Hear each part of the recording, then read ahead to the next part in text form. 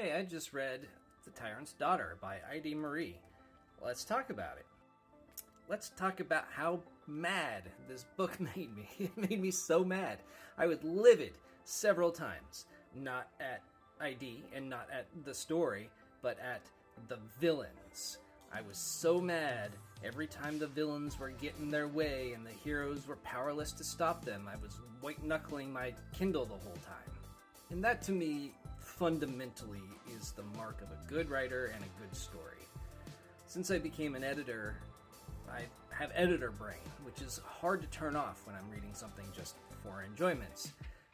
But on the other hand, the editor brain gives me more depth of insight into the process of writing and the deeper mechanisms of the story, more so than just the sort of superficial, casual read.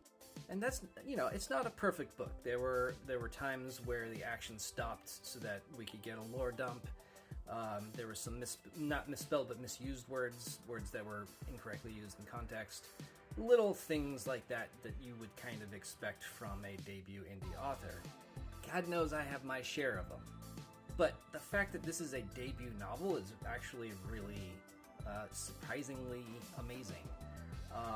It's bonkers, but it's bonkers in a very entertaining way, and that's what you would want from an action novel.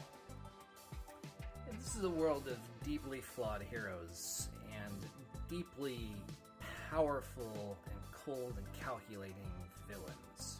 It's very much a underdog story, even though the main character is theoretically stronger than anyone.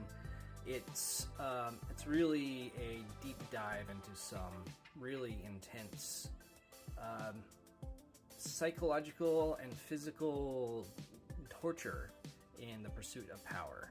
And literally, in some cases, that torture, which was kind of hard for me to read at times, which is interesting. I didn't realize I had a kind of a sensitivity to that sort of thing, but I got through the parts that were a little shaky for me, and I was glad I did, because it's not that the bad guys get their comeuppance, which I so desperately want them to have. I think that was a smart choice on her part, because now it's like, well, God, now I gotta read the rest of the series because I really want the bad guys to get what's coming to them.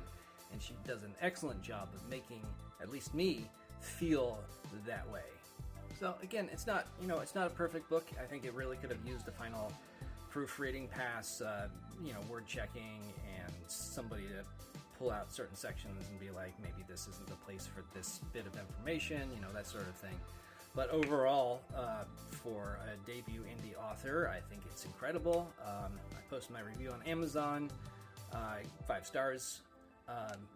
Not necessarily because I think it's a 5-star book, but because I give all the books I review 5 stars, because the 5-star system is broken and pointless and meaningless.